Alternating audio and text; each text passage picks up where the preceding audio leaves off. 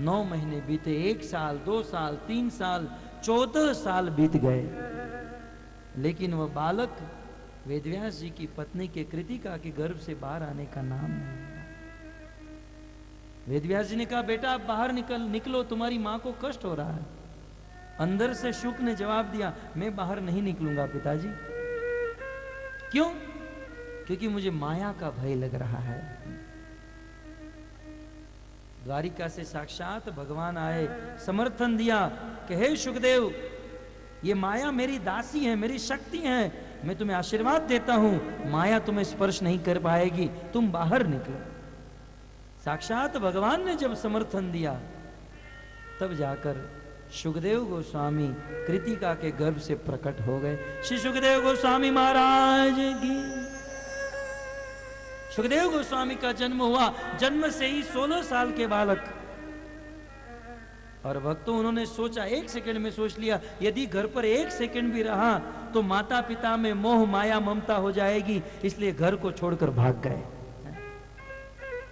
यम प्रव्रजंत मनुपेतम पेत कृत्यम द्वैपायनो विरह कातर आजुहाव। शुकदेव जी दौड़ने लगे, वेदव्यास जी उसे पकड़ने के लिए उनके पीछे पीछे, हाँ पुत्र बेटा रुक जाओ। लेकिन शुकदेव तो घोर वन में प्रवेश कर गए। वेदव्यास जी पुत्र को पुकार रहे हैं, पुत्र ने तो जवाब नहीं दिया, लेकिन जंगल के वृक्ष ने जवाब दे दिया। वृक्ष बोलने लगे, बस वेदव्यास जी आप रुक जाइए।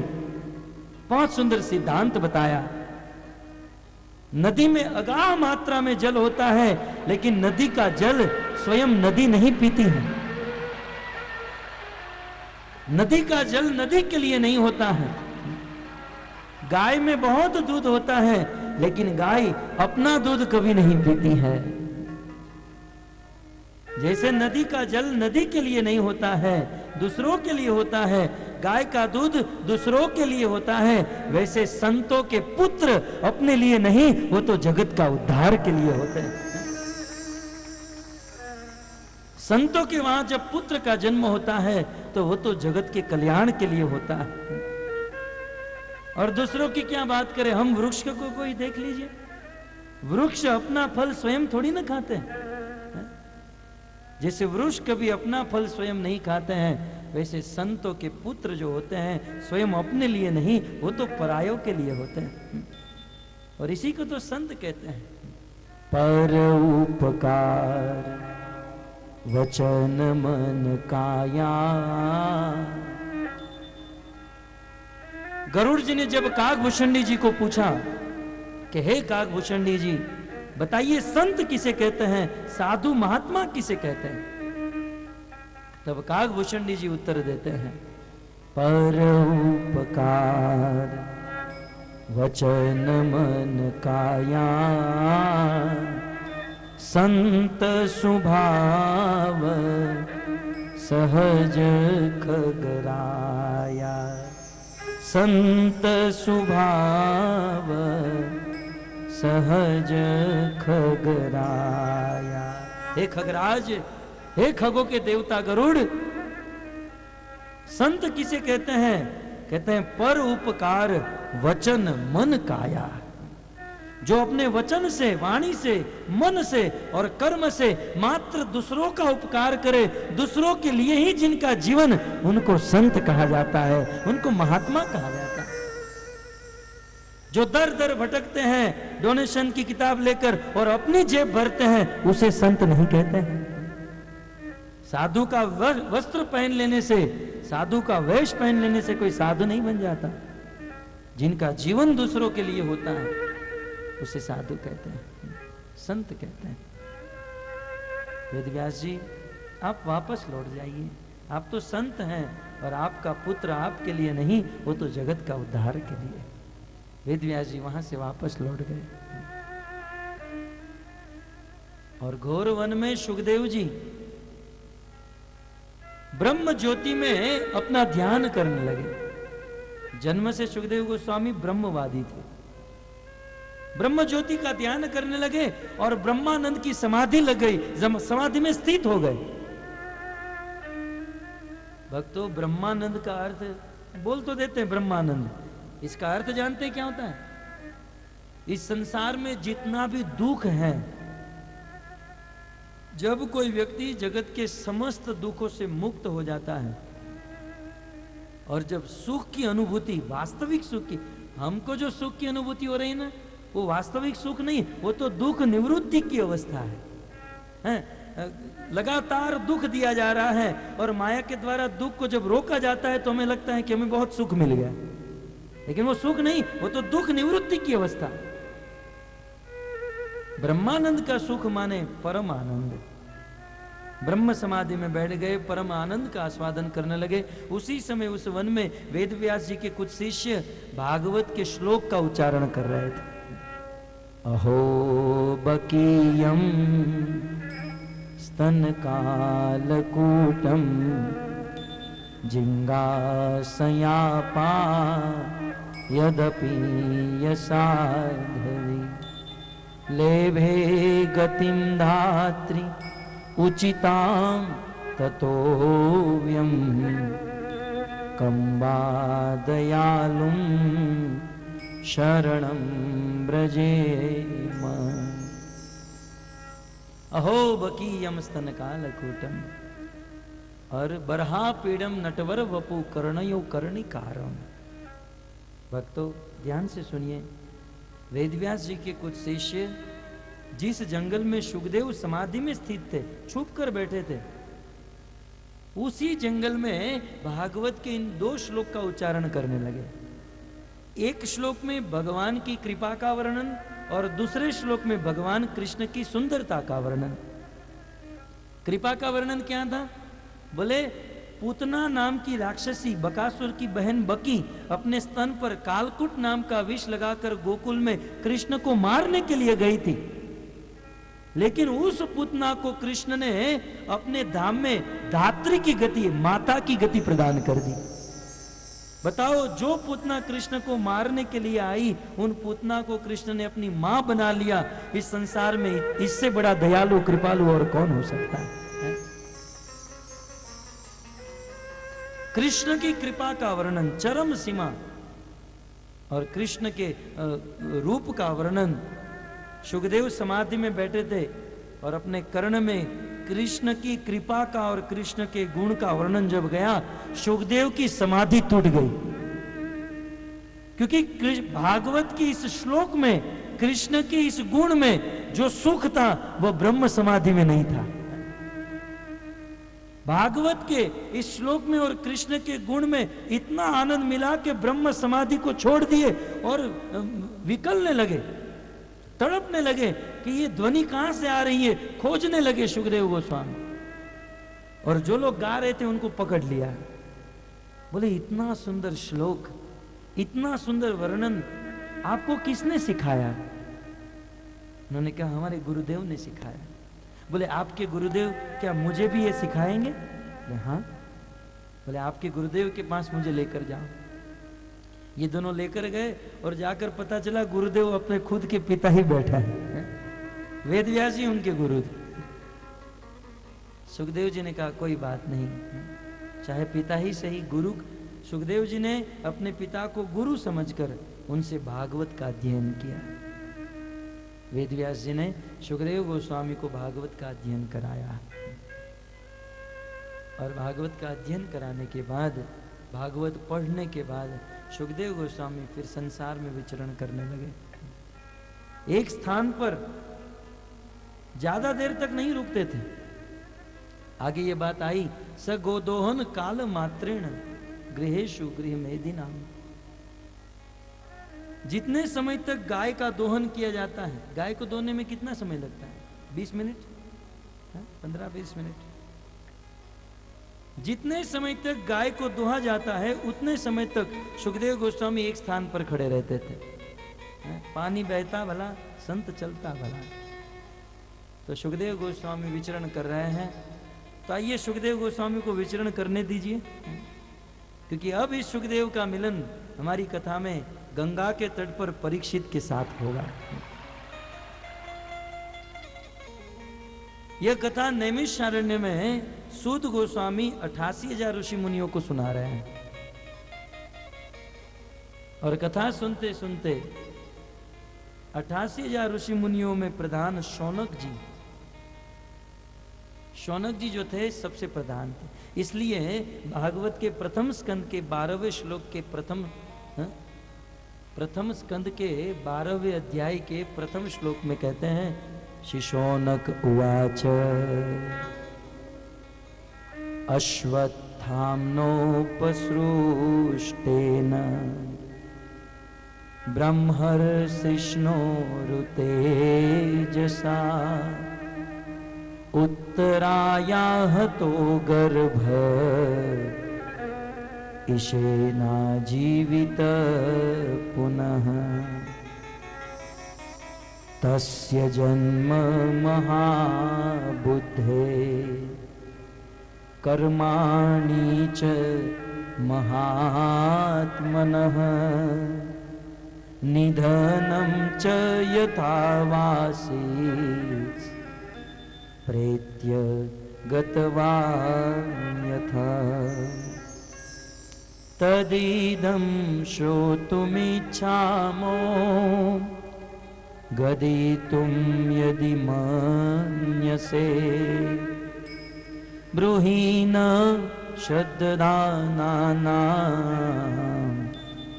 यस्य ज्ञानमदाच्छुकः।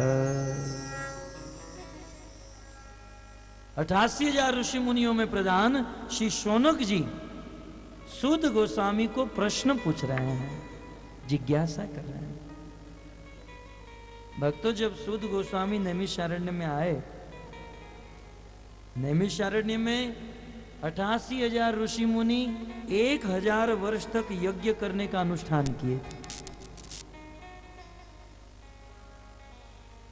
नैमिषे निमिष क्षेत्रे ऋषय शौनकादय सत्रम स्वर्गाय लोकाय सहस्त्रम सममासत त एकदा तु मुनय प्रातर हुत हुताग्नय सत्कृतम सूतमासीनम प्रपच्छु इदम आदरात। 1,000 वर्ष तक यज्ञ का अनुष्ठान लेकर बैठे थे।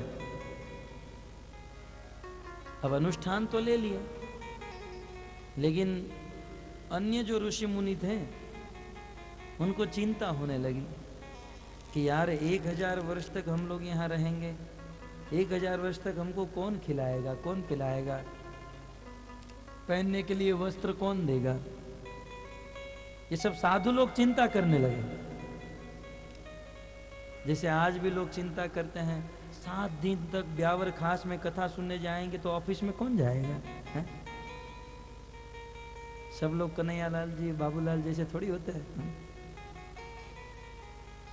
7 दिन तक कथा सुनेंगे, काम धंधा बिजनेस का क्या होगा, खाना पीना कैसे मिलेगा।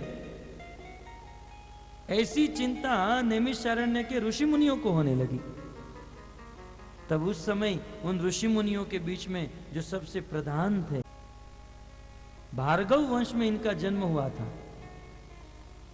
भृगु वंश में जन्म होने के कारण इनका एक नाम भार्गव भी था। और ऐसे शौनक जी बहुत सुंदर उन ऋषि मुनियों को उपदेश देने लगे। बोले, आप लोग भोजन पानी और कपड़ों की चिंता करते हो है? अरे हम जिस भगवान की भक्ति करने के लिए आए हैं उस भगवान का एक नाम है विश्वंभर। कृष्ण का एक नाम है विश्वंभर। विश्वंभर का अर्थ होता है जो पूरे विश्व का भरण पोषण करे, पूरे जगत का भरण पोषण करे। शौनक जी कहते हैं, भोजन आच्छादने चिंता वृथा कुर्वन्ति वैष्णवा। हे वैष्णवों, भोजन पानी कपड़ों की चिंता मत करो, क्योंकि भगवान विश्वंभर संसार में रहने वाले समस्त लोगों का, चोर डाकू लुटेरे का भी भरण पोषण करते हैं। तो उन भगवान की हम भक्ति करने के लिए आए हैं, तो क्या हमारा भरण पोषण नहीं करेंगे? जो सबका भरण पोषण करते हैं तो उनकी भक्ति करने वाले का भरण पोषण नहीं करेंगे? अवश्य करेंगे, परंतु विश्वास होना चाहिए, श्रद्धा होनी चाहिए। तो ऐसे शौनक ऋषि, जिनको भगवान के चरणों में बहुत विश्वास था, श्रद्धा थी, समस्त ऋषि मुनियों की ओर से जिज्ञासा कर रहे हैं कि हे सूत गोस्वामी, अब आप हमें यह बताइए कि अश्वत्थामा के द्वारा जब उत्तरा के गर्भ पर ब्रह्मास्त्र छोड़ा गया और भगवान श्री कृष्ण ने उत्तरा के गर्भ की रक्षा कर ली, तो उत्तरा के गर्भ की रक्षा करने के बाद उत्तरा के गर्भ से किसका जन्म हुआ? हमने ऐसा सुना है कि उत्तरा के गर्भ से जिस बालक का जन्म हुआ उस बालक ने पूरी पृथ्वी पर, पूरी सृष्टि के ऊपर राज किया। तो अब आप उस उत्तरा के पुत्र की कथा सुनाइए। तब सुध गोस्वामी कथा सुनाना प्रारंभ करते हैं। कहते हैं उस उत्तरा ने समय जाते ही 9 महीने के बाद अपने गर्भ से एक दिव्य बालक को जन्म दिया। बालक बहुत तेजस्वी था और जन्म होते युधिष्ठिर महाराज, पांडवों ने स्वस्ति वाचन कराए, ब्राह्मणों को बुलाया, गायों का दान किया और उस समय कुलगुरु कृपाचार्य आए और कृपाचार्य ने उस बालक का नामकरण किया। कहा कि इस बालक की रक्षा भगवान विष्णु ने गर्भ में की है। रात राति इति ददाति, भगवान विष्णु के द्वारा इनको जीवन दान मिला, इसलिए इस बालक का एक नाम है विष्णु रात। परंतु ये बालक का जिस दिन से जन्म हुआ उस दिन से सबका परीक्षण कर रहा है। परीक्षण माने जब से जन्म हुआ तब से सबको देख रहा है। देखने का कारण क्या था? इस बालक ने अपने मां के गर्भ में भगवान को देखा था। संसार का पहला ऐसा बालक जिन्होंने मां के गर्भ में भगवान की मंगला आरती की थी। तो गर्भ में जिस भगवान को मैंने देखा वो भगवान ये तो नहीं। इस बालक के सामने कोई भी व्यक्ति आता था तो उसको देखता था, यार ये तो जो गर्भ में देखा वो तो नहीं है, और दूसरे को देखता था, यार ये वो तो नहीं जिसको मैंने गर्भ में देखा था। तो परत ईक्षण, दूसरों को देखता रहता था, परत ईक्षण, इसलिए इस बालक का नाम हुआ परीक्षित। श्री परीक्षित महाराज की इनका नाम हुआ परीक्षित। और जब इनका जन्म हुआ तो कुलगुरु कृपाचार्य ने भविष्यवाणी की, येष दाता शरण यश यथा ही होश नर शिवी। यह आपका पुत्र परीक्षित बहुत बड़ा दाता होगा, दानी होगा, और दूसरों को शरण देने में शिवी महाराज के समान होगा। इस प्रकार अनेकों प्रकार की भविष्यवाणी की और समस्त पांडवगण प्रसन्न हुए। भगवान श्री कृष्ण हस्तिनापुर से द्वारिका चले गए, बहुत दिन बीत गए। तब एक दिन युधिष्ठिर महाराज ने अर्जुन को भेजा। अर्जुन, पहले तो फोन की व्यवस्था नहीं थी कि फोन करके पूछ ले द्वारिका में, कृष्ण आप कैसे हो, ठीक हो, मजे में। आज तो फोन में बात कर लो, इंटरनेट में देख भी सकते हो एक दूसरों के सामने। अब तो जमाना ऐसा आगे आएगा, टच भी कर पाओगे दूर बैठे बैठे। अब तो इंटरनेट पे भी शादी होने लगी है। आदमी अमेरिका में बैठा है, लड़की भारत में बैठी है, और इंटरनेट में बैठे बैठे दोनों शादी कर लेते हैं। ये पंखा बंद कर देना जरा। तो हरे कृष्णा भगवान से कृष्ण को मिलने के लिए, उनकी खबर लेने के लिए युधिष्ठिर महाराज ने अर्जुन को भेजा। अर्जुन जरा जाकर आओ, कृष्ण की स्थिति में है। तब चलो एक काम कर रहे हैं, थोड़ी देर कीर्तन कर लेते हैं, है ना, थोड़ा नाच लेते हैं, थोड़ा कीर्तन कर लेते हैं, फिर आगे बहुत लंबी कथा बाकी। लोहिताक्ष प्रभु को नाचना है। हरे कृष्णा कृष्ण कृष्ण हरे हरे, हरे राम राम राम हरे हरे। हरे कृष्ण कृष्ण कृष्ण हरे हरे, जय हो। हरे राम राम हरे कृष्णा कृष्णा कृष्णा हरे हरे, हरे राम राम राम हरे हरे। कृष्ण कृष्ण कृष्ण हरे हरे, हरे राम राम हरे हरे। हरे कृष्णा कृष्णा कृष्णा हरे हरे, हरे राम राम राम हरे हरे।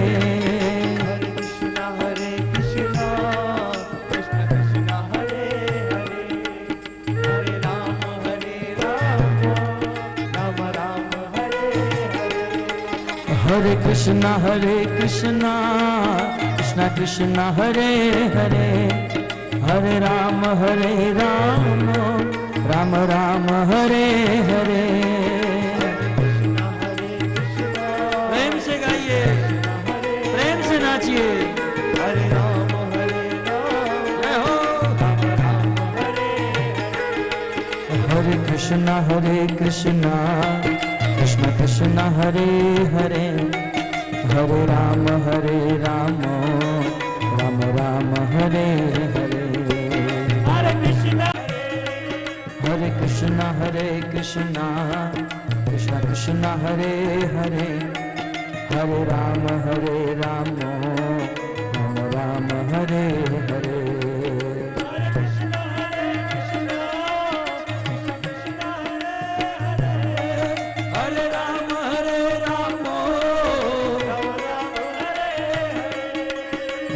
राम हरे कृष्णा कृष्णा कृष्णा हरे हरे, हरे राम राम हरे हरे।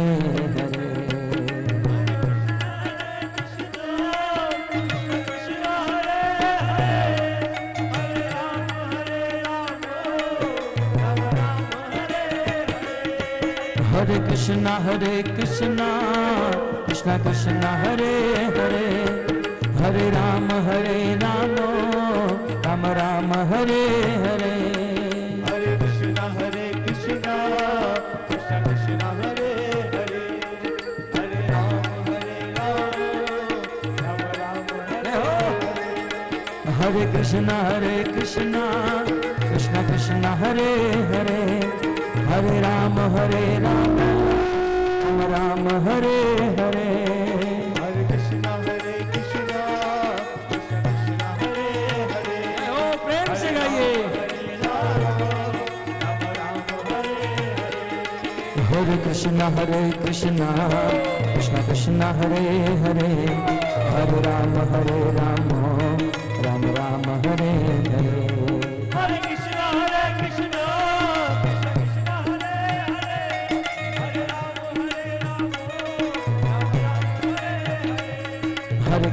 हरे कृष्णा कृष्णा हरे हरे, हरे राम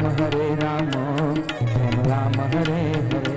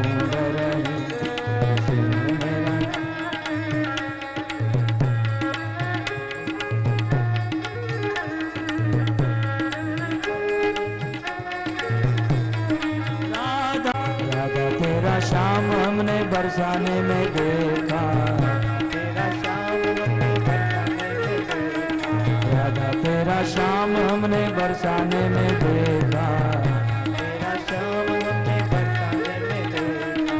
गैया चराते हुए किसी ने मेरा श्याम देखा, किसी ने मेरा श्याम देखा, गैया चराते हुए वो राधा तेरा श्याम देखा, चराते हुए ओ राधा तेरा श्याम देखा।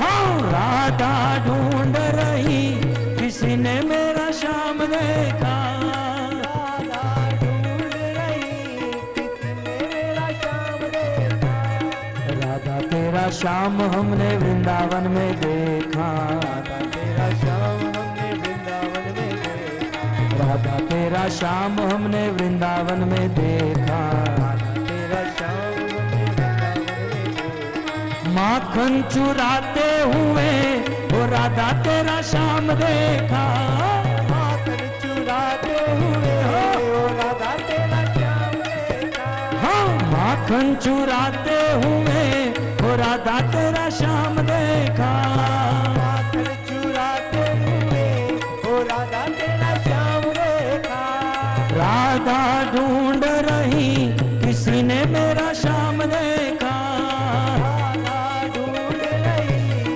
किसी ने मेरा श्याम देखा, राधा तेरा श्याम हमने मथुरा में देखा, तेरा श्याम हमने मथुरा में देखा, राधा तेरा श्याम हमने मथुरा में देखा, तेरा श्याम हमने मथुरा में देखा, बंसी बजाते हुए वो राधा तेरा श्याम देखा, बंसी बजाते हुए ओ राधा तेरा श्याम देखा, हाँ बंसी बजाते हुए वो राधा तेरा श्याम देखा, बंसी बजाते हुए ओ राधा तेरा श्याम देखा, राधा ढूंढ रही किसी ने मेरा श्याम देखा, राधा ढूंढ रही किसी ने मेरा श्याम देखा, हाँ राधा ढूंढ रही किसी ने मेरा श्याम देखा, राधा ढूंढ रही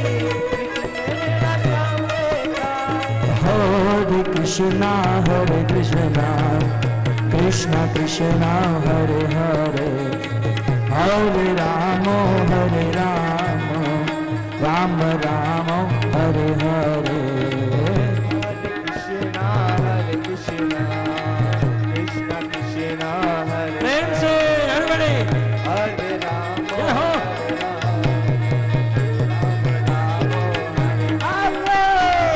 हरे कृष्णा कृष्ण कृष्ण हरे हरे, हरे राम राम राम हरे हरे।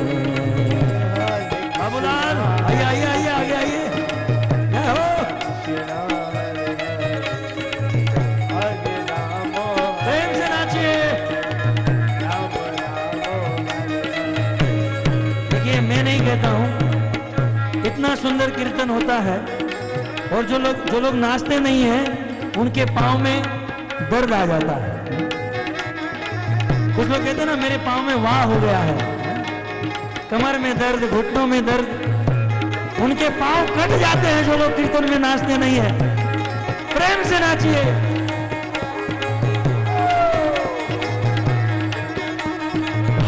हरे कृष्णा कृष्ण कृष्ण हरे हरे, हरे राम राम राम हरे हरे। कृष्णा कृष्ण कृष्ण हरे, जय हो। हरे राम राम राम, हाँ हरे कृष्णा कृष्णा कृष्णा हरे हरे, हरे राम राम राम हरे हरे। हरे कृष्ण कृष्णा कृष्णा हरे हरे, हरे राम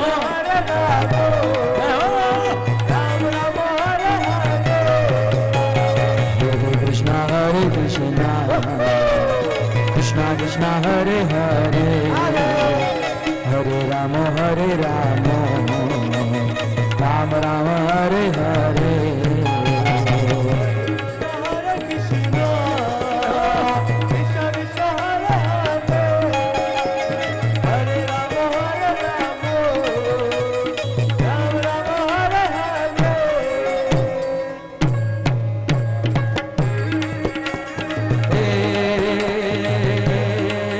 ब्रिज की सब बाला रूप रसाला ब्रिज की सब बाला रूप रसाला करीब आला नंद लाला लागी तन ज्वाला विपत विशाला दिन दयाला नंद लाला आए नहीं आला कृष्ण कृपाला बंसी वाला बनवारी नर सुखकारी मित्र मुरारी गए विसारी गिरधारी रे जी गए विसारी गिरधारी रे जी गए हाँ राधा गिरिधारी राधा गिरिधारी राधा गिरिधारी राधे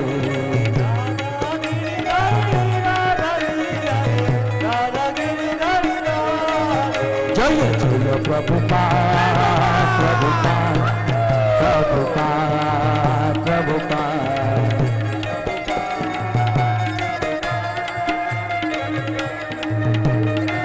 जय जय प्रभुपाद प्रभुपाद प्रभुपाद प्रभुपाद जय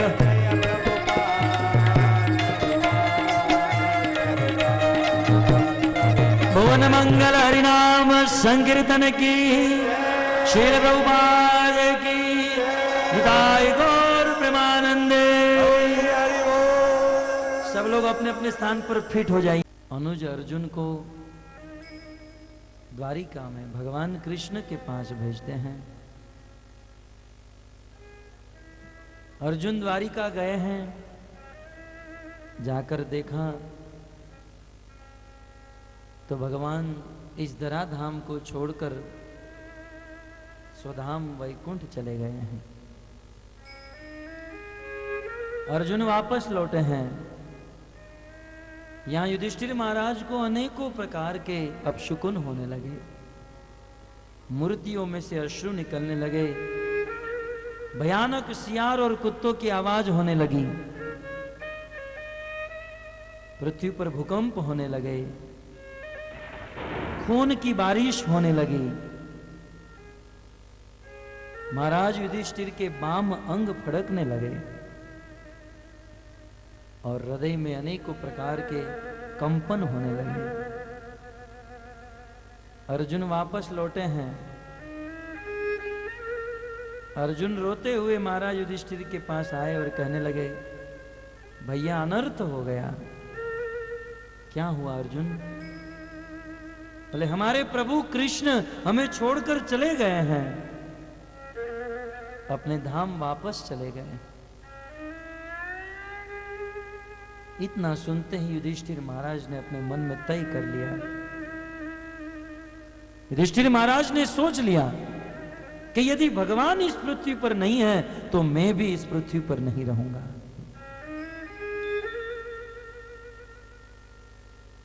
मैं भी इस पृथ्वी पर नहीं रहूंगा। युधिष्ठिर महाराज इस संसार को छोड़ने का निर्णय ले लिए। उनके साथ समस्त पांडवों ने भी निर्णय ले लिया।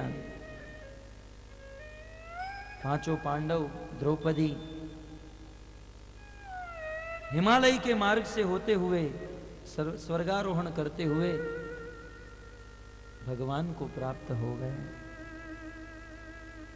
और अब कुरुवंश का मात्र एक कुल दीपक बचा है, जिनका नाम है परीक्षित। पितामहों के जाने के बाद महाराज परीक्षित का विवाह हुआ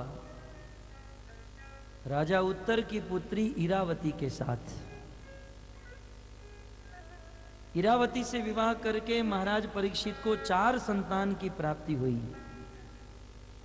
और परीक्षित के ज्येष्ठ संतान जिनका नाम था जन्मेजय, महाराज परीक्षित के राज्य की क्या प्रशंसा की जाए। इस संसार में दो राज्य हुए, एक राम राज्य और एक परीक्षित राज्य। आज भी लोग कामना करते हैं राम राज्य आ जाए, परीक्षित राज्य आ जाए। क्या था उस राज्य में? गोस्वामी तुलसीदास जी कहते हैं, दैविक दैहिक भौतिक तापा राम राज्य तहीं काहू न व्यापा। इतना सुंदर राज्य राम और परीक्षित का, उनकी प्रजा परम सुखमयी रहती थी। किसी भी प्रकार का क्लेश नहीं, महामारी नहीं, मारा मारी नहीं, जीव हिंसा नहीं, पशु हिंसा नहीं। यहां तक एक कुत्ते को, मच्छर को भी न्याय दिया जाता था परीक्षित के राज्य में। दैविक दैहिक भौतिक किसी भी प्रकार का ताप नहीं था। धरती माता प्रसन्न थी, समुद्र देवता प्रसन्न, समुद्र रत्नों के भंडार किनारे पर लाकर छोड़ देते थे, मात्र लेकर पहनने की आवश्यकता रहती थी। समृद्ध थी हमारी भारत नगरी, क्योंकि इस भूमि पर राजा हुए परीक्षित, धर्मात्मा राजा, अभिमन्यु के पुत्र हैं, पांडवों के वंशज। एक दिन महाराज परीक्षित पूरे संसार में दिग्विजय करके अपने राज्य में वापस लौटे। भक्तों, बहुत गंभीर घटना है, ध्यान से इस घटना को सुनिए। दिग्विजय करके महाराज परीक्षित अपने राज्य में वापस लौटे हैं। उस समय महाराज परीक्षित ने अपने राज्य में एक अद्भुत दृश्य देखा। आज तक ऐसा दृश्य कभी नहीं देखा था। धर्म पदे केन विचरन विच्छाम या मुष्यलभ्यगाम पृच्छति सम अश्रुमदनाम वत्स यामीव मातरम। सूत गोस्वामी कहते हैं, वह दृश्य क्या था? महाराज परीक्षित रथ पर सवार हैं, अपने राज्य में आए और उस राज्य में महाराज परीक्षित ने अपनी आंखों से देखा कि एक बैल, एक सांड, एक बैल के किसी ने 3 पांव काट दिए हैं और वो बैल बेचारा एक पांव पर खड़ा है, लड़खड़ा है। बाजू में एक गाय खड़ी है और उनकी आंखों से अश्रु की धारा निकल रही। आज तक परीक्षित के राज्य में किसी ने मच्छर को भी नहीं मारा था। इस बैल के 3 पांव को काटा हुआ देखकर परीक्षित रथ से उतर गए। तुरंत उस बैल के पास गए, किसने आपके पांव काटे? मुझे जल्दी बताओ, मौत के घाट उतार दूंगा उसे। कौन है, किसने मारा? वो बैल कुछ नहीं बोला। अरे बोलना नहीं तो इशारा कर दो, किसने ये कार्य किया है? बैल चुपचाप कुछ नहीं बोला। जब बार बार महाराज परीक्षित पूछने लगे, तब उस बैल ने मनुष्य भाषा में कहा, राजन, आप यही जानना चाहते हैं ना कि मैं दुखी क्यों हूं? ध्यान से सुनिए भक्तों। राजन, आप यही जानना चाहते हो मेरे दुख का कारण क्या है? सत्य कहूं तो मैं भी नहीं जानता। संसार के कुछ लोग ऐसा कहा करते हैं कि हमारे दुख का कारण हमारा अपना कर्म है। तो कुछ लोग कहते हैं हमें दुख देने वाले हमारे अपने ही स्वजन हैं। तो कुछ लोग कहते हैं कि हमें दुख देने वाले देवी देवता हैं। तो संसार में कुछ लोग ऐसा कहते हैं ये दुख हमारा मन देता है, मन से दुख मिलता है। तो कुछ लोग ऐसा कहते हैं कि संसार में दुख सुख ऐसा कुछ नहीं, ये तो मात्र मन की भ्रांति है। सत्य कहूं तो महाराज, मैं नहीं जानता हूं मेरे दुख का कारण क्या है। आप तो राजा हो, राजा तो सर्व लक्षण विभूषित होते हैं, सर्व गुण संपन्न होते हैं। राजन, आप ही बताइए मेरे दुख का कारण क्या है। तुरंत महाराज परीक्षित समझ गए। बोले, इतने बड़े धर्म की बात एक बैल के मुख से, एक बेल के मुख से इतने बड़े धर्म का तत्व, ये साधारण बेल नहीं, ये बेल के रूप में साक्षात धर्म आकर बैठा है। वो बेल नहीं था भक्तों, वो साक्षात धर्म था। और उसके चरण किसी ने नहीं, कलयुग ने धर्म के 3 चरण काट दिए। कलयुग जब इस संसार में प्रवेश किया तो धर्म के 3 चरण काट दिए और धर्म का तत्व इस बेल के मुख से निकला। वह जानता था किसने मारा, लेकिन फिर भी अपने मुख से उस मारने वाले का नाम नहीं लिया, क्योंकि भक्तों इस धर्म का सूक्ष्म सिद्धांत है। इस संसार में जो पाप करता है उसे तो पाप लगता ही है, लेकिन पाप करने का नाम, करने वाले का जो नाम लेता है, पाप करने वाले की जो रात दिन चर्चा करता है, उनको भी उतना ही पाप लगता है। विचार कीजिए भक्तों, सुबह से लेकर शाम तक हम कितने लोगों की निंदा करते हैं, कितने पापियों का नाम लेते हैं और कितने लोगों का पाप हम हमारे सिर पर ले रहे हैं। धर्म का सूक्ष्म सिद्धांत। इसलिए बेल ने पाप करने वाले का नाम नहीं लिया। भक्तों, हमें कभी भी जो पाप करते हैं, यदि हम में सामर्थ्य है तो उस पाप करने वाले पापी को पाप करना बंद करा दें, और यदि सामर्थ्य नहीं है तो चुपचाप उस पाप को सहन करें, परंतु उस पाप की चर्चा दुनिया में किसी के सामने न करें। नहीं तो जो पाप वो व्यक्ति कर रहा है, वही पाप एक ना एक दिन हमसे हो जाएगा। भक्तों, हम शुद्ध हो सकते हैं, लेकिन जो अशुद्ध हैं, जो पापी हैं, उनकी चर्चा यदि हम रात दिन करेंगे तो एक ना एक दिन हमसे भी वैसा पाप हो जाएगा, उसमें देरी नहीं लगेगी। इसलिए या तो पाप करने वाले पापी का पाप बंद कराए, या तो उनकी चर्चा कभी ना करें। ये धर्म का सिद्धांत। महाराज परीक्षित ने इर्द गिर्द नजर की, देखा तो कलयुग राजा का वेश बनाकर हाथ में तलवार लेकर खड़ा था। परीक्षित समझ गए कि इसी व्यक्ति ने इसके पांव काटे हैं। तुरंत परीक्षित वहां पर गए, म्यान से तलवार को निकाला और जैसे ही कलयुग के धड़ से मस्तक को अलग करने गए, कलयुग राजा परीक्षित के चरणों में आकर गिर गए। हम और आप जिस कलयुग में बैठे हैं ना भक्तों, ये कलयुग परीक्षित के चरणों में था। परीक्षित चाहते तो इस कलयुग को बाहर निकाल सकते थे। कलयुग दोनों हाथ जोड़कर परीक्षित के चरणों में गिर गया। परीक्षित आज क्रोधित थे, लेकिन शरणागत वत्सल थे। शरण में हो गया था यह कलयुग, इसलिए मारने में असमर्थ थे। लेकिन तुरंत परीक्षित ने कहा, शरणागत हो इसलिए मैं तुम्हें जीवन दान दे रहा हूं, लेकिन जहां तक मेरा राज्य है उस राज्य को छोड़कर चले जाओ, मैं तुम्हें देखना नहीं चाहता हूं। तब उस कलयुग ने कहा, महाराज परीक्षित, आपका राज्य तो पूरे विश्व ब्रह्मांड में है। उस समय परीक्षित मात्र भारत के राजा नहीं, भक्तों, हमारा भारत पूरी दुनिया में छाया हुआ था। एक दिन ऐसा था कि पूरी दुनिया को भारत कहा जाता था। दिल्ली की गादी के ऊपर बैठकर जो राजा राज करता था, पूरी दुनिया पे उसका शासन चलता था। लेकिन क्या करे, समय जाते ब्रिटिशर्स आए और हमारे भारत को गुलाम बना दिया, काट दिया हमारे भारत को। भारत का सारा धन लेकर चले गए ब्रिटिशर्स, भारत का धन लेकर चले गए, लेकिन भारत की संस्कृति लेकर नहीं जा पाए, है ना? वो थे ब्रिटिशर्स जो भारत का धन लेकर चले गए और भारत को भिखारी बना दिए, लेकिन फिर भी भारत संस्कृति की दृष्टि से अमीर है। लेकिन हम लोग ऐसे पके हैं कि हम लोग हमारी भारत की संस्कृति को लुटा रहे हैं ब्रिटिशर्स को। भारत की संस्कृति है कि घर घर में गाय होनी चाहिए, लेकिन हम लोग घर में गाय नहीं, कुत्ता रखते हैं।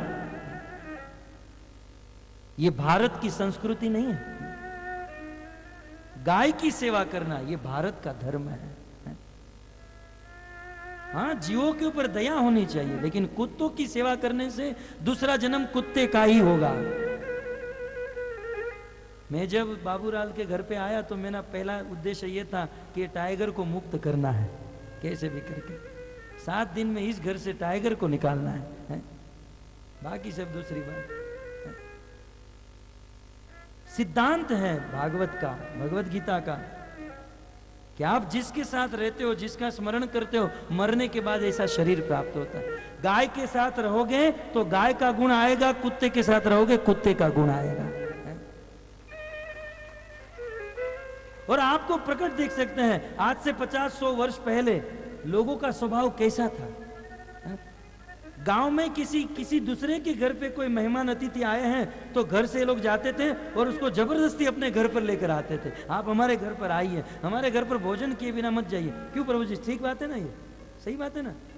और आज कैसी संस्कृति हो गई, हमारे घर पर यदि कोई अतिथि आ रहे हैं तो दरवाजा बंद कर देते हैं, उसको आने मत देना। क्यों? क्योंकि पहले लोग गाय का संग करते थे, आज लोग कुत्ते का संग करते हैं। कुत्ते को आपने देखा है? कुत्ते की गली में यदि कोई दूसरा कुत्ता जाता है तो भौंकने लगता है, भौं भौं भौं, भाग यहां से। हमारा स्वभाव ऐसा बन जाता है। इसलिए भारत, हाँ, मैं भारत की बात कर रहा था। भारत जो है पूरी दुनिया में छाया हुआ था। महाराज परीक्षित ने कहा मेरे राज्य को छोड़कर चले जाओ। कलयुग ने कहा आपका राज्य तो पूरी पृथ्वी में है, कहां पर जाऊं? महाराज मुझे कहीं तो स्थान दीजिए, मुझे किसी जगह पर तो वास दीजिए।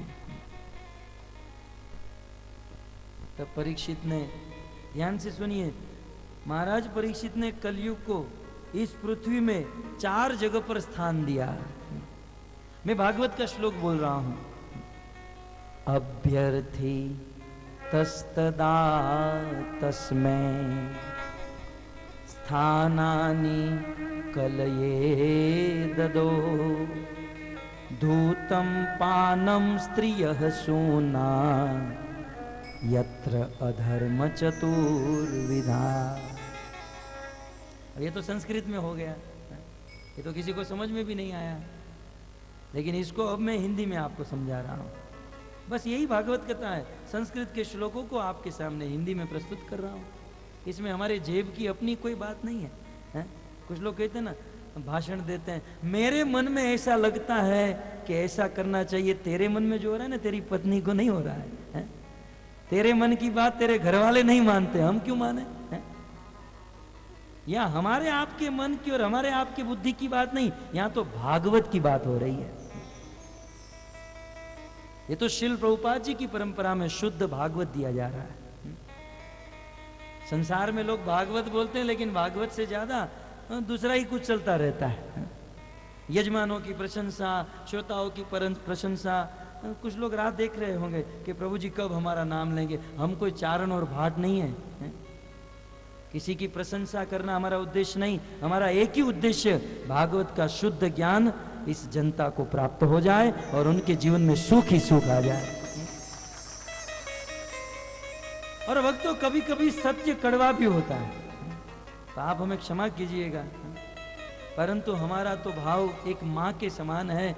छोटे से बच्चे को बुखार आ गया, दवाई कड़वी होती है, वह बच्चा पीना नहीं चाहता है, लेकिन माँ जबरदस्ती पिलाती है। बच्चे को लग सकता है ये माँ क्या कर रही है, मुझे परेशान कर रही है, लेकिन आखिर तो माँ का हृदय ही जानता है कि उनका बच्चों के प्रति कितना प्रेम। तो आप हमारी घृष्टता को क्षमा कीजिए, परंतु व्यास मंच पर बैठकर हम झूठ नहीं बोलेंगे। भागवत जी की जो बात है वह हूबहू रूप से प्रस्तुत करेंगे। महाराज परीक्षित ने कलयुग को 4 जगह पर स्थान दिया। सबसे पहला स्थान दिया, ध्यान से सुनिए, ये 4 जगह पर कलयुग का स्थान है, इसलिए ये 4 काम जो है हमको कभी नहीं करना चाहिए। यदि हम मनुष्य बनना चाहते हैं, भक्त की बात तो बहुत दूर रही, हम मानव बनना चाहते हैं तो ये 4 काम नहीं करना चाहिए। सबसे पहला स्थान दिया दूतम। दूतम का अर्थ होता है जुआ। महाराज परीक्षित ने कलयुग को कहा कि जहां पर जुआ खेला जा रहा हो वहां पर तुम चले जाओ। जो लोग जुआ खेलते हैं उसके मन, बुद्धि और हृदय के ऊपर बैठ जाओ। इसलिए इस संसार में जो लोग जुआ खेलते हैं उसके मन में, उसकी बुद्धि में, उसके चित्त में कलयुग का वास होता है वह कभी सुखी नहीं हो सकता, वो कभी धर्म के मार्ग पर चल नहीं सकता। जुआ खेलने वाला, जुआ का अर्थ क्या होता है? ताश खेलना, है ना। गांव के बूढ़े स्कूल में पढ़े नहीं है, लेकिन पत्ते के ताश को देखने में सब, हाँ ये जोकर है, ये बादशाह है, ये रानी है, ये मींडी है? सब पता है पत्ते का इतिहास है? लेकिन ये भी एक जुआ है। शेयर बाजार भी एक जुआ है। शेयर बाजार करने वाला आदमी को रात को पट्टी दिखती है, बस वो टीवी में जो चलती है ना, सेंसेक्स, वो कभी धर्म के मार्ग पर नहीं चल सकता। जुआ नहीं खेलना चाहिए। भागवत की बात, भागवत सुनने आए हो, भागवत के प्रति जिज्ञासा है, श्रद्धा है, तो भागवत की बात को स्वीकार करना, यही हमारा सनातन धर्म है। ये कोई सांप्रदायिक बात नहीं कर रहा हूं कि मेरे संप्रदाय में ऐसा है, फलाने संप्रदाय में, ये तो सनातन बात है, ये तो सबके लिए बात है, यूनिवर्सल बात है। तो जुआ, जुए में कलयुग का वास है। जो लोग जुआ खेलते हैं उसके मन, बुद्धि और चित्त के ऊपर कलयुग का वास। दूसरा स्थान देते हैं पानम। पानम का अर्थ होता है नशा। जो लोग नशा करते हैं उसके दिल दिमाग में कलयुग का वास हो जाता है, इसलिए नशा नहीं करना चाहिए। कई बार लोगों को ऐसा लगता होगा, प्रभु जी नशा करने का क्यों ना बोल रहे हैं? देखिए, गुटखा कंपनी वालों के साथ हमारी कोई दुश्मनी नहीं है कि हम वो बंद कराना चाहते। भागवत में लिखा है, जो लोग नशा करते हैं वो कभी भी सुखी नहीं हो सकते, कभी भी धर्मात्मा नहीं बन सकते। नशा का अर्थ होता है पान, मावा, गुटखा, तंबाकू, सिगरेट, गांजा, चरस, अफीम, ये सब का नशा, ये सब एक नशा है। और उसमें भी आप समझ लीजिएगा, गोवा, गुटखा, माणिक चंद जो भी है, नहीं तो कुछ लोग बाहर जाकर नाचते हैं, यार तुलसी का नाम तो लिया ही नहीं था, मूलचंद का नाम तो आया ही नहीं था, वो तो खा सकते हैं। ये जितना भी नशा, जितना भी गुटखा है, ये सब नशा है, ये नहीं करना चाहिए। यहां तक तो ठीक है, लेकिन अब आपको कष्ट होगा, क्योंकि भक्तों चाय और कॉफी भी एक नशा है। चाय पीने वाला यदि ऐसा कहे कि मैं धर्मात्मा हूं, गलत। भागवत उसको धर्मात्मा नहीं मानता।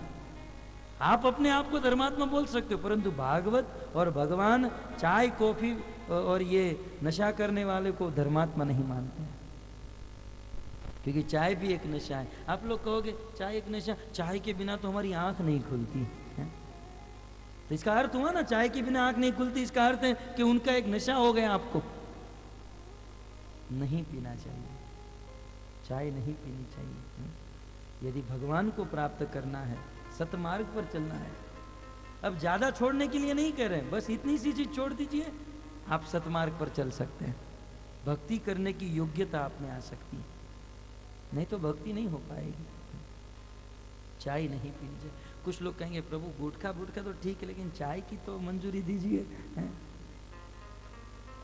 क्यों दे?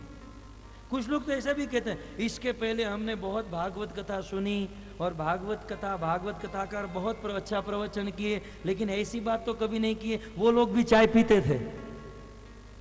वो भागवत कथा करने वाले चाय पीते थे, दूसरों को कैसे ना बोल सकते हैं? लेकिन प्रभुपाद जी की संस्था में सबसे पहले आचरण किया जाता है और फिर बताया जाता है। हम लोग नहीं पीते हैं, इसलिए बता सकते हैं। तो भक्तों, और कोई यदि आपको कहे या न कहे, क्योंकि वो लोग भी ये सब करते हैं, परंतु भागवत में ये शुद्ध लिखा है, किसी भी प्रकार का नशा नहीं करना चाहिए। महाराज परीक्षित ने कलयुग को तीसरा स्थान दिया। दूतम पानम स्त्रिय, स्त्रिय माने अवैध संग। खो खो खेल रहे हैं क्या लोग?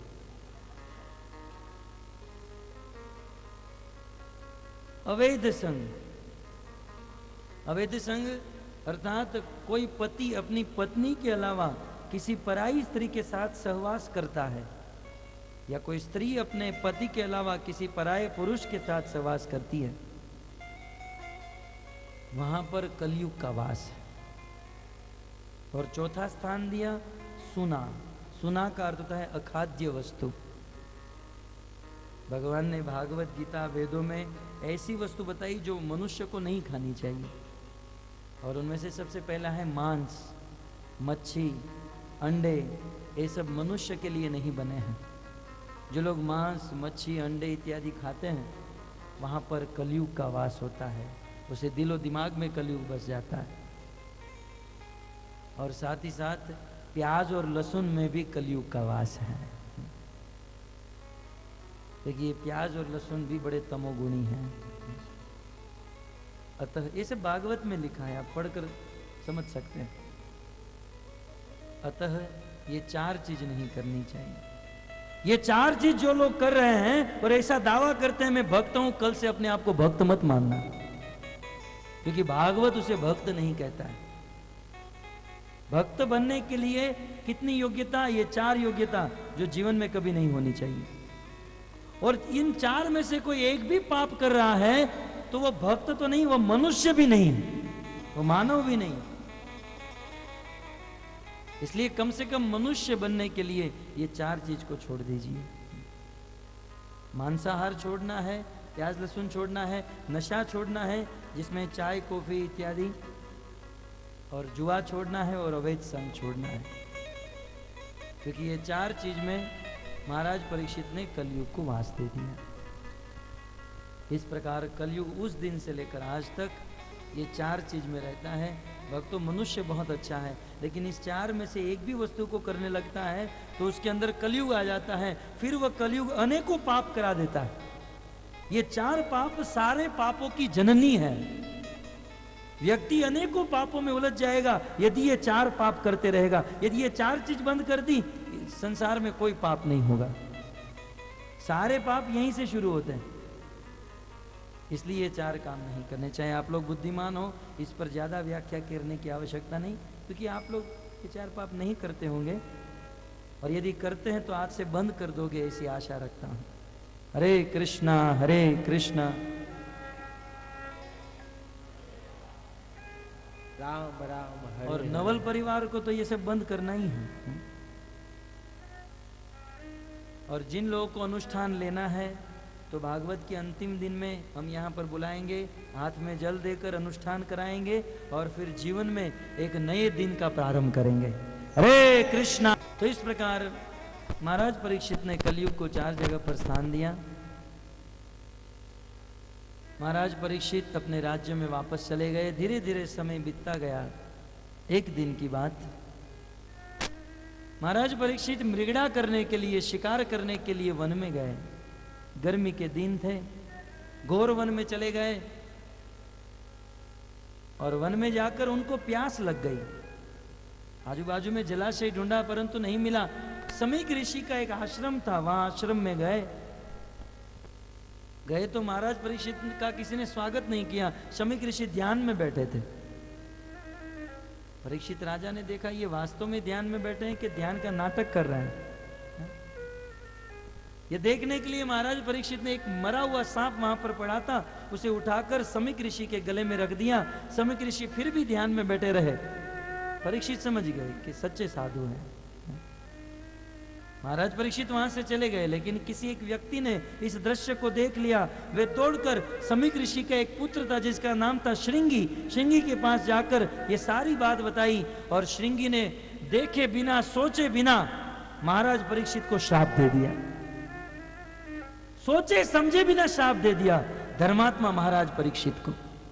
कई बार कुछ लोग कहते हैं, तथाकथित कथाकार ऐसी कथा बोलते हैं कि महाराज परीक्षित के सामने कलयुग आया और महाराज परीक्षित ने कलयुग को स्थान दिया, और सबसे पहले सोने में स्थान दिया, और कलयुग महाराज परीक्षित के मस्तक पर बैठ गया। बिल्कुल गलत। भागवत में ऐसा कुछ नहीं लिखा है। ये सब टीवी की बनी बनाई बातें हैं। और भक्तों सत्य कहूं तो कलयुग महाराज परीक्षित के मस्तक पर नहीं बैठा, कलयुग इस संसार के ब्राह्मण के मस्तक के ऊपर बैठा। श्रृंगी के मस्तक के ऊपर कलयुग बैठा और धर्मात्मा महाराज परीक्षित को श्राप दे दिया। नहीं तो ताकत नहीं थी कि जब तक महाराज परीक्षित इस संसार में रहते और कलयुग आता। हमारे समाज का पतन ब्राह्मण से शुरू हुआ है, क्योंकि ब्राह्मण ब्राह्मणत्व खो चुके हैं, इसलिए समाज का पतन हुआ। आज के ब्राह्मण ब्राह्मण कहलाने के लायक नहीं रहे। ब्राह्मण का अर्थ है ब्रह्म जानाति ब्राह्मण, जन्मना जायते शूद्र, संस्कारा द्विज उच्यते, वेद पाठात भवेत विप्र, ब्रह्म जानाति ब्राह्मण। जन्म से सब लोग शूद्र होते हैं। जब द्विजाति संस्कार होता है, यज्ञोपवीत जनोई दी जाती है, तब उसे द्विज कहते हैं। और जब वेद शास्त्र वो पढ़ते हैं उसे विप्र कहते हैं। और शास्त्र को पढ़कर जब ब्रह्म को भगवान को जानने लगते हैं तो ब्रह्म जानाति ब्राह्मण, ब्रह्म को जानने वाले को ब्राह्मण कहा जाता है।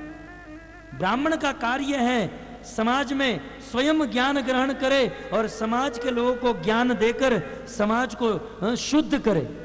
लेकिन आज के ब्राह्मण खुद अशुद्ध हो गए, खुद अपवित्र हो गए, खुद गुटखा खाते हैं, चाय कॉफी खाते हैं, व्यसन करते हैं और समाज को अधोगति की तरह लेकर जा रहे हैं।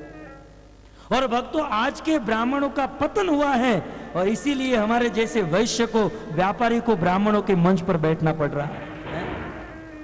नहीं तो ये हमारा काम नहीं है, मैं आपको सत्य कह रहा हूं, ये हमारा काम नहीं है। लेकिन ब्राह्मण जाति का पतन हुआ, इसलिए हमें हमारे काम धंधे बिजनेस को छोड़कर ये ब्राह्मणों का काम करना पड़ रहा है। हमारे प्रभुपाद जी का ये उद्देश्य है कि आज के ब्राह्मणों को सुधारा जाए और ये ब्राह्मणत्व का कार्य हो रहा है। और जब तक संसार के ब्राह्मण शुद्ध नहीं हो गए, क्योंकि अन्य तीनों वर्ण ब्राह्मण के ऊपर डिपेंड है। पठन पाठन यजन याजन ये सारी क्रिया करके ज्ञान विज्ञान आस्तिक्यम ब्रह्म कर्म स्वभावजम, ये ब्राह्मणों का स्वाभाविक कर्म होना चाहिए कि स्वयं शुद्ध रहे और दूसरों को शुद्ध बनाए। लेकिन श्रृंगी के मस्तक के ऊपर कलयुग बैठा, धर्मात्मा परीक्षित को श्राप में दे दिया कि आज से 7 दिन के बाद तक्षक नाग आएगा और परीक्षित को डसेगा, उनकी मृत्यु हो जाएगी। श्रृंगी दौड़कर अपने पिता शमीक ऋषि के पास आए। श्रृंगी को रोते हुए देखकर शमीक ऋषि की समाधि खुल गई है। आचार्यगण लिखते हैं कि जब तक महाराज परीक्षित जैसे धर्मात्मा इनके आश्रम में आए तो नींद नहीं उड़ी और बच्चे की रोने की आवाज सुनकर तुरंत नींद उड़ गई। यह है ममता मोह माया। क्यों रो रहे हो बेटा? श्रृंगी ने अपने पिता शमीक ऋषि को कहा, पिताजी मुझे लगा आप मर गए, इसलिए मैंने तो श्राप दे दिया। शमीक ऋषि ने ध्यान किया, पता चला, बहुत अफसोस हुआ। बोले बेटा आज तूने बहुत गलत काम कर दिया, अनर्थ हो गया। दुनिया में किसी और को श्राप दे दिया होता तो चल जाता, लेकिन आज तूने परम धर्मात्मा महाराज परीक्षित को श्राप दे दिया। 10 श्लोकों में वर्णन है कि परीक्षित को तूने श्राप दिया, अब परीक्षित चले जाएंगे, अराजकता छा जाएगी और परीक्षित के नहीं रहने पर संसार में चोरी होगी, लूटपाट होगी, एक दूसरे को लोग गाली देंगे, एक दूसरे को लोग काटेंगे, प्रजा का शोषण होगा और आतंक ही आतंक इस संसार में हो जाएगा। बेटा तूने अनर्थ कर दिया। शमीक ऋषि ने भगवान को प्रार्थना की, प्रभु बेटे की भूल पिता की मानी जाती है, आप मुझे क्षमा करना, आज मेरे पुत्र से बहुत गलत काम हो गया। इतना कह के तुरंत शमीक ऋषि ने अपने शिष्य को भेजा, जाओ और परीक्षित को कहो कि 7 दिन में तुमको मरना है, मरने से बचने का उपाय कर ले। शमीक ऋषि का शिष्य गया। महाराज परीक्षित अब तक राज्य में पहुंचे थे, तब तक तो खबर मिल गई। परीक्षित को कह दिया कि हे महाराज क्षमा कीजिए, लेकिन आप 7 दिन के बाद मरने वाले हो। शमीक ऋषि के पुत्र श्रृंगी ने आपको श्राप दिया। इतना सुनकर महाराज परीक्षित के हृदय में प्रसन्नता हुई। धन्य हो, भगवान की मुझ पर बहुत बड़ी कृपा है। मेरे मन में था कि मैंने एक साधु का अपराध किया, अपमान किया, उनके गले में मरा हुआ सर्प डाला, लेकिन अच्छा हुआ कि मेरे बुरे कर्म की सजा मुझे इस जीवन में ही मिल गई। यदि इस जीवन में मेरे बुरे कर्म की सजा न मिली होती तो मरने के बाद नरक में अनेकों वर्षों तक मुझे यह दंड भुगतना पड़ता। परीक्षित ने कहा कि संसार में जब भगवान कृपा करते हैं तो वो सीधे नहीं करते हैं, वे किसी भक्त के माध्यम से कृपा करते हैं। आज धन्य है भगवान के भक्त कि मुझे श्राप देकर मेरे पर कृपा की। अब मैं राज्य में नहीं रहूंगा। अपने ज्येष्ठ पुत्र जन्मेजय का राज तिलक कर दिया और महाराज परीक्षित ने तुरंत अपने लाखों लाख दास दासी नौकर चाकर राज रजवाड़े को त्यागने का निर्णय कर लिया। सूरदास जी अपनी रचना में लिखते हैं, या विधि राजा करियो उपाय, या विधि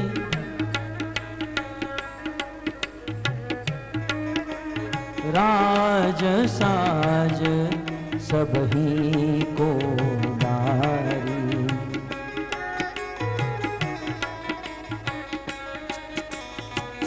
महाराज परीक्षित ने सोच लिया कि अब मैं इस संसार में नहीं रहूंगा, अब मैं सबको छोड़कर वन में चला जाऊंगा। जैसे ही महाराज परीक्षित छोड़ना चाहे, उनकी पत्नी आई, बोले हम नहीं जाने देंगे। पुत्र आए, सब लोग महाराज परीक्षित को रोक रहे हैं, लेकिन आज राजा के हृदय में वैराग्य है, भगवान के चरणों में अनुराग है।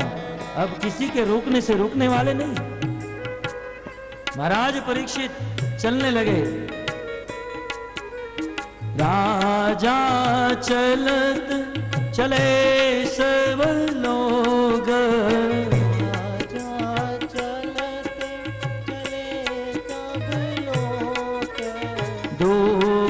भये सब नृपति वियोग,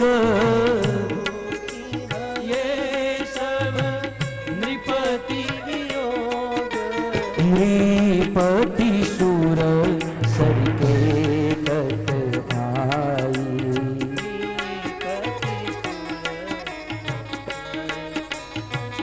राजा ने छोड़ दिया अपने घर को, छोड़ दिया अपने राज्य को, राज रजवाड़े को तिलांजलि दे दिया महाराज परीक्षित ने। भक्तों, इस संसार का सिद्धांत है, यदि आप भगवान को पकड़ना चाहते हो तो संसार के भोगों को छोड़ना होगा। आप यदि चाहते हो संसार का भोग भी भोगूं और भगवान को भी पकड़ूं, ये कभी हो नहीं सकता है। कुछ पाने के लिए कुछ खोना पड़ता है। महाराज परीक्षित ने खो दिया, छोड़ दिया। और कहां जा रहे हैं? कहते हैं भगीरथी गंगा के तट पर महाराज परीक्षित पहुंचे हैं। हरिद्वार से 90 किलोमीटर दूर, मुजफ्फरनगर से बिल्कुल निकट शुक्रताल नामक स्थान में गंगा के तट पर महाराज परीक्षित पहुंचे हैं। और गंगा के तट पर पहुंचकर कियो स्नान का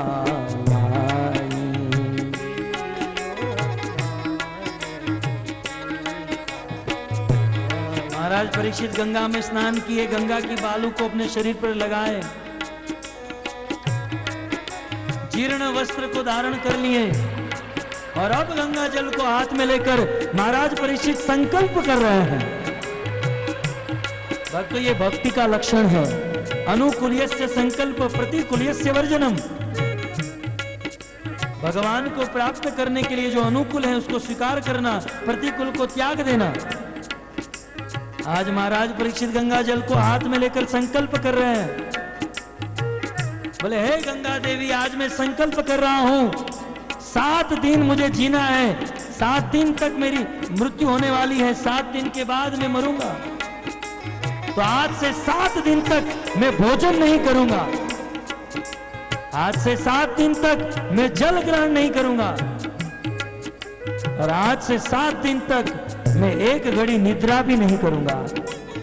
अनशन आमरण व्रत धारण कर लिया महाराज परीक्षित ने। और महाराज परीक्षित गंगा के बाहर आए, साधु संतों के चरणों में झुकने लगे। अनेकों लोग अपनी अपनी बुद्धि से उपाय देने लगे। कुछ लोग कहने लगे, राजन आप बहुत बड़े राजा हो, आपके पास बहुत धन है, आप दान कीजिए।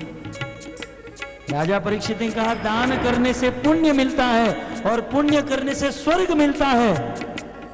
वैसे स्वर्ग में बहुत सुख है, भोग है, तेतम भूतवा स्वर्गलोकम विशालम, परंतु स्वर्ग में उतने समय तक ही रहने दिया जाता है जितना हमारे पास पुण्य है। पुण्य का क्षय होने पर उस स्वर्ग से इस पृथ्वी लोक में वापस आना पड़ता है। मुझे स्वर्ग में नहीं जाना, मुझे तो वैकुंठ में जाना है। किसी ने कहा दान करो, यज्ञ करो, तपस्या करो। महाराज परीक्षित ने समस्त साधनों को ठुकरा दिया, क्योंकि महाराज परीक्षित के मन में एक ही इच्छा थी कि इस 7 दिन में मैं भागवत सप्ताह सुनना चाहता हूं, मैं भगवत कथा सुनना चाहता हूं। गायत्र विष्णु गाथा। महाराज परीक्षित की इच्छा है कि मैं विष्णु की कथा सुनूं। महाराज परीक्षित के मन में जब संकल्प हुआ कि मैं भगवत कथा सुनूंगा, वायु वेग से तीनों लोकों में ये बात फैल गई। महाराज परीक्षित भगवत कथा सुनना चाहते हैं, ये बात इस संसार के बड़े बड़े ऋषि मुनियों को पता चली, और समस्त ऋषि मुनि अपने समस्त शिष्यों को साथ में लेकर महाराज परीक्षित के पास आने लगे, यह सोचकर कि निश्चित बहुत बड़ी कथा होगी और वह कथा हम सब लोग वहां जाकर सुनेंगे। इस संसार के बड़े बड़े ऋषि मुनि वहां पर आने लगे। अत्रि, वशिष्ठ, च्यवन, शरद्वान, अरिष्टनेमि, भृगु, अंगिरा, पराशर, अनेकों ऋषि मुनि अपने अपने शिष्यों के साथ महाराज परीक्षित की सभा में पधारने लगे। महाराज परीक्षित सबको प्रणाम किए और सबको उच्च आसन पर बिठाने लगे। अत्रि आए, वशिष्ठ आए, गौतम, भरद्वाज, च्यवन, विश्वामित्र, परशुराम, मुख्य, इंद्र, प्रमदित्मवा, मेधातिथि, देवल, भरद्वाज, गौतम, पिपलाद, मैत्रेय, औरव, कवच, अगस्त्य, नारद, ये समस्त ऋषि मुनि महाराज परीक्षित की सभा में पधारे। और उस समय महाराज परीक्षित समस्त ऋषि मुनियों के बीच में खड़े रहकर ऐलान करने लगे कि हे ऋषि मुनियों, आज साक्षात तक्षक नाग आ जाए या साक्षात काल भी क्यों न आ जाए, मुझे किसी का भय नहीं है, क्योंकि संतों के बीच में खड़ा हूं, गंगा के तट पर बैठा हूं। आज मुझे मृत्यु का भय नहीं है।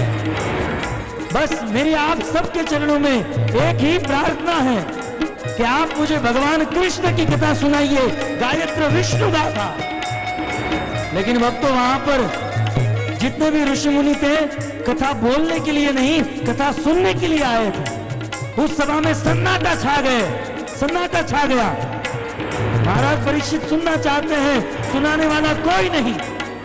भक्तों, इस संसार में जब किसी भक्त की शुद्ध इच्छा होती है कि मुझे भगवान प्राप्त करने हैं, मुझे भगवान की शुद्ध कथा सुननी है, उस समय भगवान की कृपा उन पर होती है और भगवान उसके लिए शुद्ध गुरु भेज देते हैं। जब महाराज परीक्षित के मन में भगवान को प्राप्त करने की इच्छा हुई, शुद्ध कथा सुनने की इच्छा हुई, उसी समय भगवान के योग से इस पृथ्वी पर दिव्य स्वतंत्र गति से विचरण करने वाले, दिव्य लक्षण वाले, आत्मराम, आत्मकाम, मुक्त काम, प्रातः स्मरणीय, परम आदरणीय, भागवत भूषण, भागवत रत्न, भागवत प्रधान, भागवत भास्कर, वैयासकी, व्यास नंदन, परम विरक्त चूड़ामणि सुखदेव गोस्वामी वहां पर प्रकट हो गए। श्री सुखदेव गोस्वामी महाराज की, श्री सुखदेव गोस्वामी महाराज की। जैसे ही सुखदेव गोस्वामी वहां पर आए, समस्त ऋषि मुनि अपने अपने स्थान पर खड़े हो गए और सब लोग बहुत बड़ा दिव्य महासंकीर्तन करने लगे। आइए हम भी अपने अपने स्थान पर खड़े होकर सुखदेव गोस्वामी का आगमन करते हुए महासंकीर्तन करें। हरे कृष्णा कृष्ण कृष्ण हरे हरे, हरे राम राम राम हरे हरे।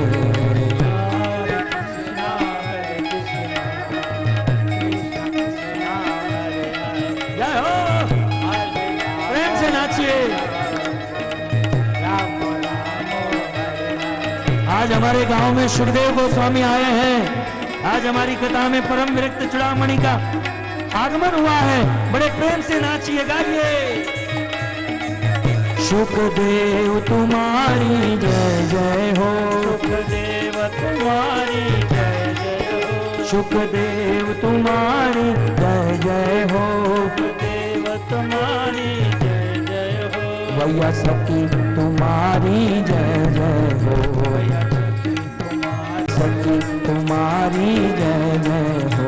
भैया सखी तुम्हारी जय जय, सुखदेव तुम्हारी जय जय हो, सुखदेव तुम्हारी जय जय हो, सुखदेव तुम्हारी जय जय हो, सुखदेव तुम्हारी जय जय हो, व्यास नंदन तुम्हारी जय जय हो, व्यास नंदन तुम्हारी जय जय, व्यास नंदन तुम्हारी जय जय हो, व्यास नंदन तुम्हारी जय जय, सुखदेव तुम्हारी जय जय हो, सुखदेव तुम्हारी जय जय हो, बोलो हरे कृष्णा कृष्ण कृष्ण हरे हरे, हरे राम राम राम हरे हरे।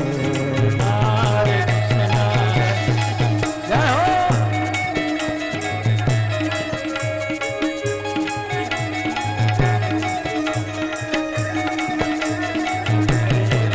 हाँ, हरे कृष्णा कृष्ण कृष्ण हरे हरे, हरे राम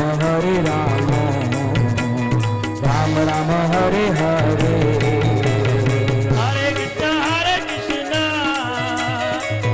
कृष्णा हरे हरे, हरे राम राम राम हरे हरे।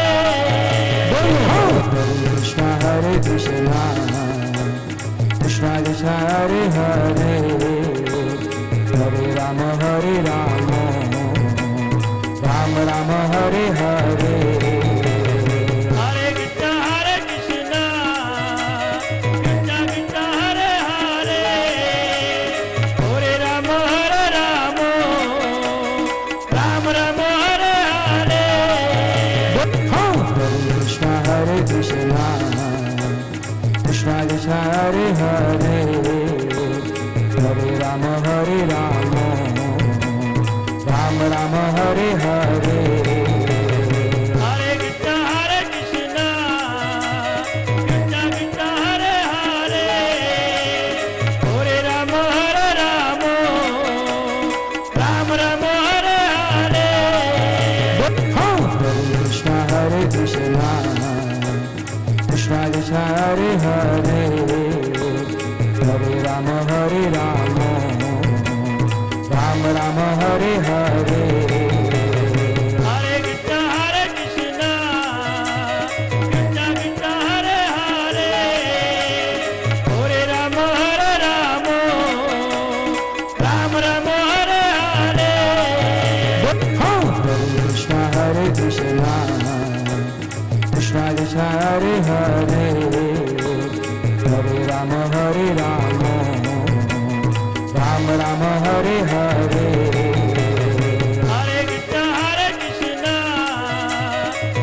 कृष्णा हरे हरे, हरे राम राम हरे हरे। गोविंद बोलो हरि गोपाल बोलो, गोविंद बोलो हरि गोपाल बोलो, गोविंद बोलो हरि गोपाल बोलो,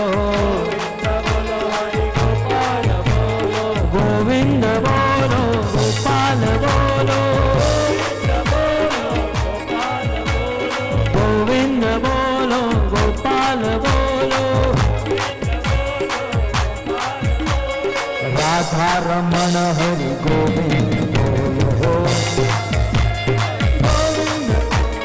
राधा रमण हरि गोविंद बोलो,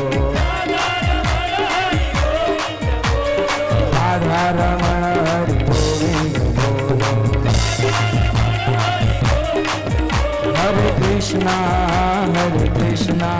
कृष्ण कृष्ण हरे हरे, हरे राम राम राम हरे हरे।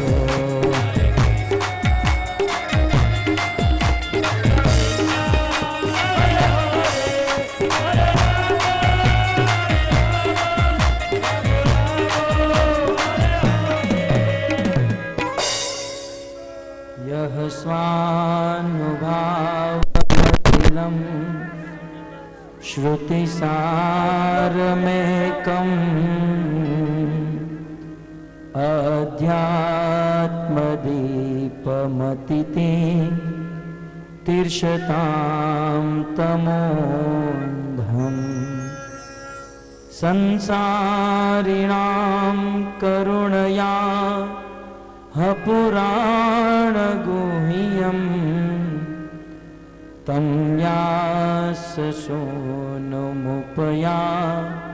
मे गुरो मुनीना। श्री सुखदेव गोस्वामी महाराज की, श्री व्यास नंदन भगवान की। तो इस प्रकार महाराज परीक्षित की सभा में और हमारे ब्यावर खास की सभा में श्री सुखदेव गोस्वामी का आगमन हुआ और कल से सुखदेव और महाराज परीक्षित का संवाद प्रारंभ होगा। अब तक भागवत जी की कथा हम सूद गोस्वामी के मुख से सुन रहे थे। कल से भागवत जी की कथा हम सुखदेव गोस्वामी के मुख से सुनना प्रारंभ करेंगे। हरे कृष्ण। आरती अति पावन पुराण की,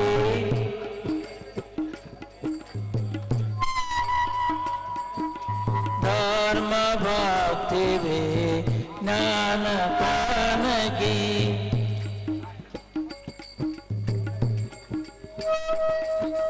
महापुराण भगवत निरमल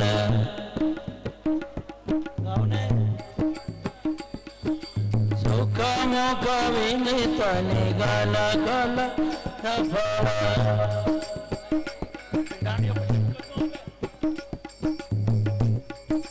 परमानंद सुदार सुधन फल,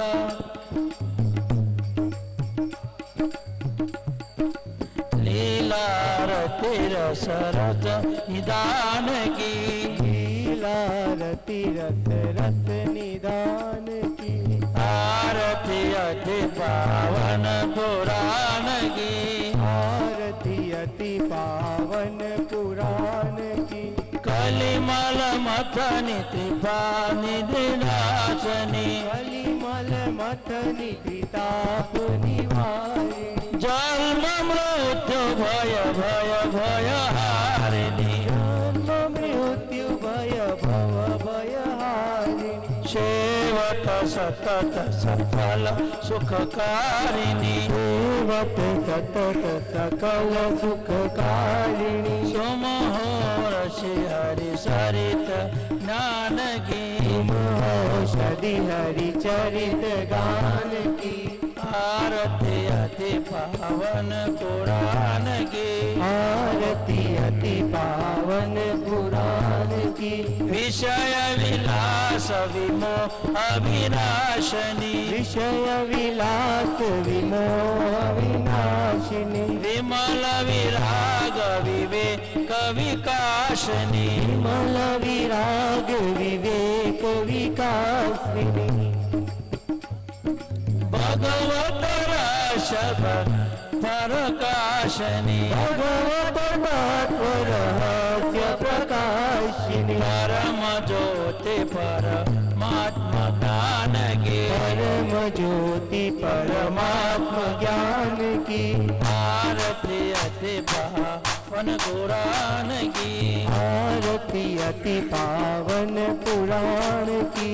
परमहंस मुनि मन उल्लासनी, मुनि मन उल्लासिनी, रसिक हृदय रस राम विलासिनी, हृदय रस रास विलासिनी। मुक्ति मुक्ति रति प्रेम सदाशिनी, मुक्ति मुक्ति रति प्रेम सुदासिनी। कथा अकिंचन प्रिय सुजान की, कथा किंचन प्रिय सुजान की।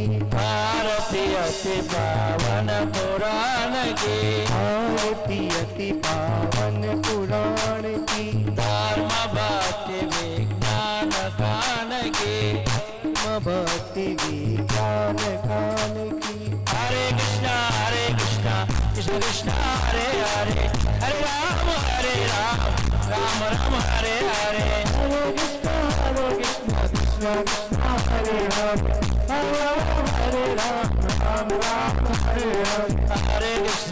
Hare Krishna, Krishna Krishna, Hare Hare, Hare Ram, Ram Ram, Hare Hare, Hare Krishna, Krishna Krishna, Hare Hare, Hare Ram, Ram Ram, Hare Hare, Hare Krishna, Krishna Krishna, Hare Hare, Hare Ram, Ram Ram, Hare Hare, Hare Krishna, Krishna Krishna, Hare Hare, Hare Ram, Ram Ram, Hare Hare, Hare Krishna,